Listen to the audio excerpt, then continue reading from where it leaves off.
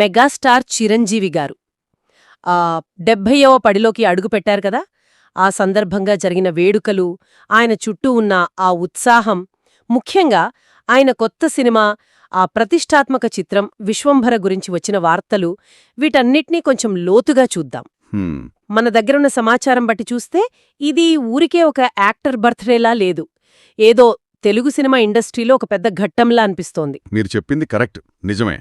ఈ మొత్తం వ్యవహారం గమనిస్తే అంటే ఆ ఫ్యామిలీ సెలబ్రేషన్స్లో ఆ ఆప్యాయత, తర్వాత ఆ ఇండస్ట్రీ వాళ్ళు పెద్ద పెద్ద వాళ్లే చూపించిన గౌరవం, అవును, ఇంకా లక్షల మంది ఫ్యాన్స్ చూపించిన ప్రేమ, వీటన్నిటికీ తోడుగా ఆ విశ్వంభర గ్లిమ్స్ రిలీజ్ అవడం, ఇవన్నీ కలిపి చూస్తే ఏదో ఒక పెద్ద స్టోరీలా ఉంది. హో, చిరంజీవి గారి ప్రభావం, ఒక వ్యక్తిగా, యాక్టర్గా, ఒక శక్తిగా ఆయన ఇంపాక్ట్ ఎంత బలమైనదో, ఎంత దూరం పాకిందో ఇవన్నీ చూపిస్తున్నాయన్నమాట. అవును, ఈ ప్రభావం దాని గురించి విడివిడిగా మాట్లాడుకుందాం. ముందుగా ఆ కుటుంబ వేడుకలు, బయటికొచ్చిన కొన్ని ఫోటోలు, ఆ సమాచారం చూస్తే చాలా పర్సనల్గా, దగ్గరివాళ్ల మధ్య జరిగినట్లుంది. చాలా ఆత్మీయంగా. ముఖ్యంగా వాళ్ళబ్బాయి రామ్ చరణ్ తండ్రి కాళ్లకి నమస్కరించి నా హీరో, గైడ్, ఇన్స్పిరేషన్ అనడం, ఆ కేక్ కటింగ్ మూమెంట్స్, ఇవి చాలామందిని కదిలించాయి. నిజమే. ఆ ఒక్క ఫోటో, ఆ ఒక్క క్షణం, అందులో మన సాంప్రదాయం ప్రకారం పెద్దలకిచ్చే గౌరవం మాత్రమే కాదు, అంతకన్నా ఎక్కువ ఒక లోతైన ఎమోషన్ కనిపిస్తోంది. అవును, తండ్రి కొడుకుల మధ్య బంధం ఎంత స్ట్రాంగ్గా ఉందో, రామ్ చరణ్కి ఆయన తండ్రి కేవలం ఫ్యామిలీ హెడ్ మాత్రమే కాదు, ఒక రోల్ మోడల్, ఒక స్ఫూర్తి అని ఎలా ఫీల్ అవుతున్నాడో చెబుతోంది. చిరంజీవి గారు వాళ్ల ఫ్యామిలీకి, అంటే నెక్స్ట్ జనరేషన్ కూడా ఎంత పెద్ద ఇన్స్పిరేషన్గా నిలిచారో చెప్పడానికి ఇదొక మంచి ఉదాహరణ. అంతేనా?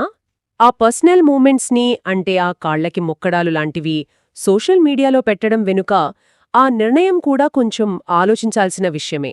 అది కేవలం ఫ్యామిలీ హ్యాపీనెస్ షేర్ చేసుకోవడమా, లేక ఫ్యాన్స్తో కనెక్షన్ ఇంకా స్ట్రాంగ్ చేసుకోవడమా? బహుశా రెండు అయుండొచ్చు. ఒకవైపు వాళ్ల సంతోషం, ఆ ఎమోషనల్ మూమెంట్స్ని ఫ్యాన్స్తో పంచుకోవాలి అనే సహజమైన కోరికుండొచ్చు. అవును, అది ఉంటుంది.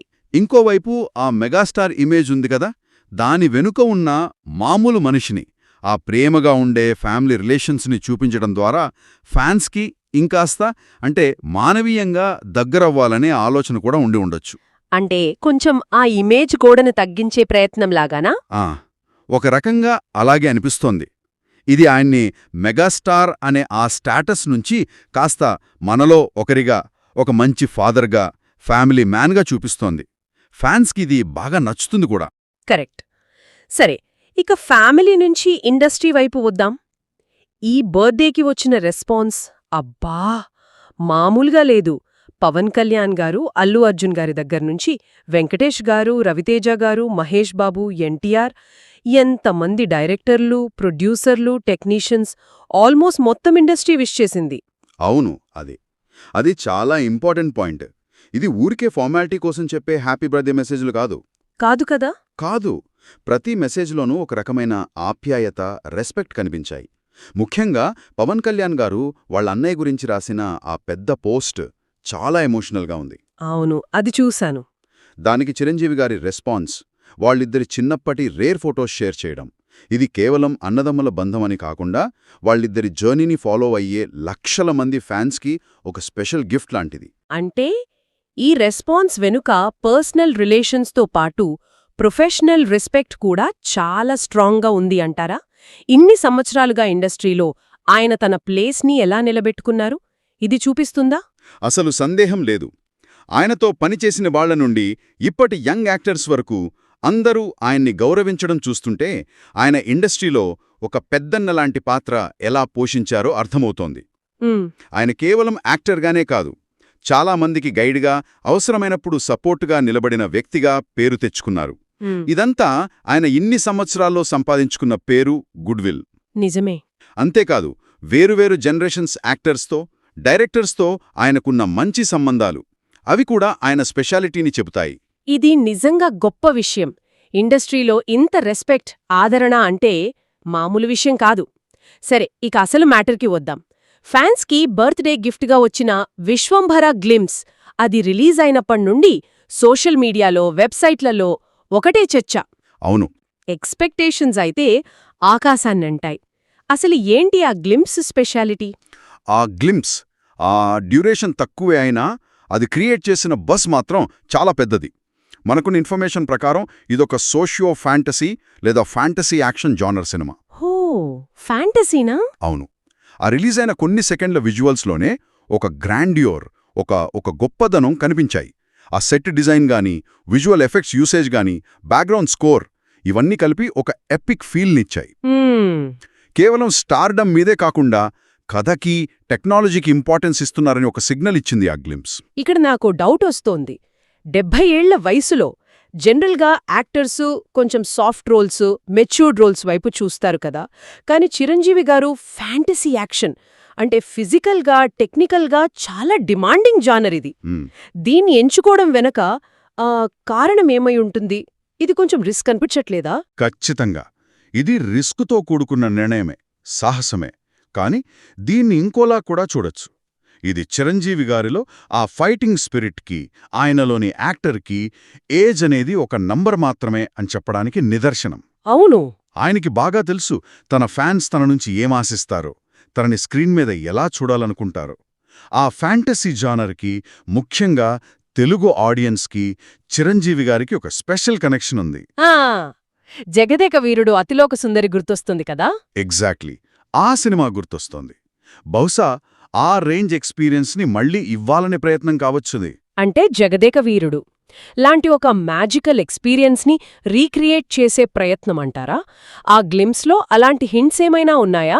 ఆ గ్లిమ్స్లో చూపించిన విజువల్స్ అంటే ఆ పెద్ద రాతి రూపం లాంటిది, దాన్నుంచి వచ్చే ఆ ఎనర్జీ, ఆ మొత్తం అట్మాస్ఫియర్, ఇవన్నీ ఒక ఫ్యాంటసీ వరల్డ్ని క్రియేట్ చేస్తున్నాయి. మోడర్న్ టెక్నాలజీ వాడుకుని ఒక అద్భుతమైన, మనం ఊహించని ప్రపంచాన్ని స్క్రీన్ మీద చూపించే ప్రయత్నంలా ఉంది. జగదేక వీరుడు టైంలో ఉన్న టెక్నాలజీతో పోలిస్తే ఇప్పుడున్న అవకాశాలు చాలా ఎక్కువ. కాబట్టి ఆనాటి మ్యాజిక్ని ఈనాటి టెక్నాలజీతో కలిపి ఇంకా గ్రాండ్గా ప్రెజెంట్ చేయాలనే ఆలోచన అయ్యుండొచ్చు. ఇది కేవలం యాక్షన్ సినిమా కాదు, ఒక విజువల్ స్పెక్టాకల్గా, అంటే కనులకు విందుగా ఉండేలా తీసే ప్రయత్నంలా కనిపిస్తోంది. ఇది నిజంగా చాలా ఇంట్రెస్టింగ్.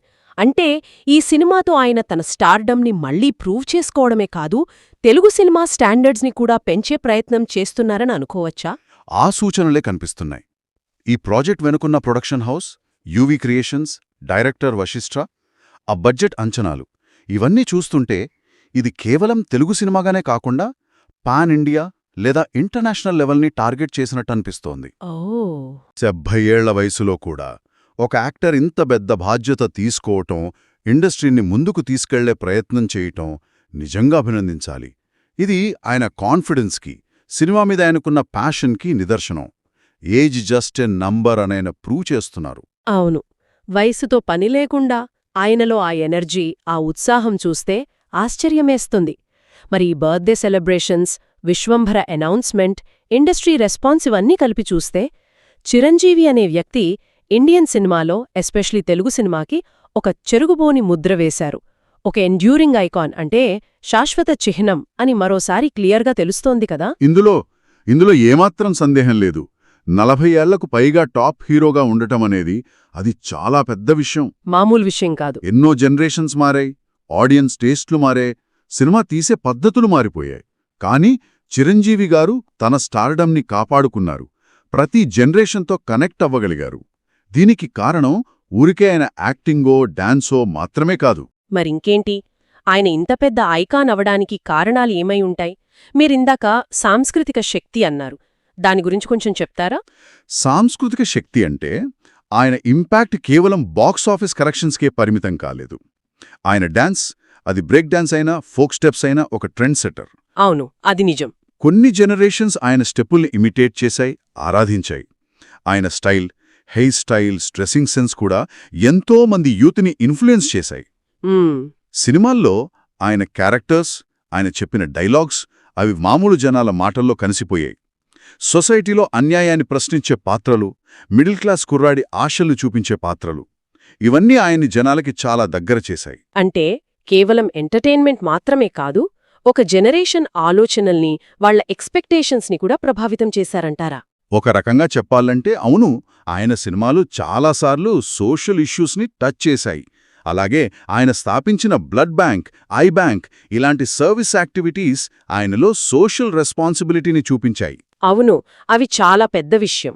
ఇది ఆయనకు కేవలం యాక్టర్ అనే ఇమేజ్ని దాటి ఒక రియల్ హీరో అనే గౌరవాన్ని తెచ్చిపెట్టింది. ఈ మల్టీఫెసెటెడ్ పర్సనాలిటీ, సినిమాకి అతీతమైన వ్యక్తిత్వం, టైంకి తగ్గట్టు తనని తాను మార్చుకునే ఆ అడాప్టబిలిటీ ఇవన్నీ కలిపి ఆయన్ని ఒక ఎండ్యూరింగ్ ఐకాన్గా నిలబెట్టాయి. కొత్త హీరోలు వస్తున్నా, కొత్త ట్రెండ్స్ వస్తున్నా చిరంజీవి గారి స్థానం మాత్రం అలాగే ఉంది. వీటికి కారణాలు ఇవేనేమో. మరి ఇదంతా చూశాక మనమేం అర్థం చేసుకోవాలి? 70 ఏళ్ల మార్క్ రీచ్ అయినా ఆయన జర్నీ ఇక్కడతో ఆగలేదు అని, విశ్వంభరాతో ఆయన కెరీర్లో ఇంకొక కొత్త చాప్టర్ స్టార్ట్ అవుతోంది అని అనుకోవచ్చా? ఖచ్చితంగా. ఈ బర్త్డేకి వచ్చిన ఆ అపారమైన అభిమానం, ఇండస్ట్రీ సపోర్ట్, ఇంకా విశ్వంభర లాంటి మ్యాసివ్ ప్రాజెక్ట్ అనౌన్స్మెంట్ ఇవన్నీ ఏం చెప్తున్నాయంటే ఆయన ఇంకా చాలా పవర్ఫుల్గా ఉన్నారు. ఆడియన్స్కి ఇవ్వడానికి ఆయన దగ్గర ఇంకా చాలా ఉంది అని. హో, ఆయన రిటైర్ అవ్వడానికో, స్లో అవ్వడానికో రెడీగా లేరు. దానికి బదులుగా ఇంకా పెద్ద గోల్స్తో, కొత్త ఎనర్జీతో ముందుకెళ్తున్నట్టు కనిపిస్తుంది. ఇది ఆయన ఫ్యాన్స్కే కాదు, మొత్తం ఇండస్ట్రీకే ఒక పాజిటివ్ సైన్. నిజంగా ఇన్స్పైరింగ్. ఈరోజు మనం చిరంజీవి గారి 70th బర్త్డే సెలబ్రేషన్స్ వెనుక ఉన్న ఎమోషన్స్, దాని ప్రాముఖ్యత, ఫ్యామిలీ ఇండస్ట్రీ రెస్పాన్స్లోని అర్థాలు, విశ్వంభర క్రియేట్ చేస్తున్న ఆ అంచనాలు, ఇంకా ఆయన ఒక శాశ్వత చిహ్నంగా ఎలా నిలిచారో, ఇలా చాలా విషయాలు లోతుగా చూసాం. ఆయన జర్నీ చాలా నేర్పిస్తుంది. అవును, ఇన్ని ఏళ్లపాటు టాప్లో ఉండటం, జనరేషన్స్ మారినా కనెక్ట్ అవ్వటం, ఎప్పుడూ కొత్తదనం కోసం చూడటం, తన పని మీద డెడికేషన్తో ఉండటం, అదే టైంలో పర్సనల్ లైఫ్లో, సోషల్ లైఫ్లో కూడా ఒక మంచి పేరు నిలబెట్టుకోవటం, ఇవన్నీ చాలా రేర్ కాంబినేషన్. చిరంజీవి గారి సక్సెస్ వెనుక ఈ ఫ్యాక్టర్స్ అన్నీ చాలా కీ రోల్ ప్లే చేశాయని మనం అర్థం చేసుకోవచ్చు. ఈ మొత్తం చర్చ తర్వాత మన శ్రోతలు ఆలోచించడానికి ఒక ప్రశ్న వదిలిపెట్టాలంటే అది బహుశా ఇదేనేమో.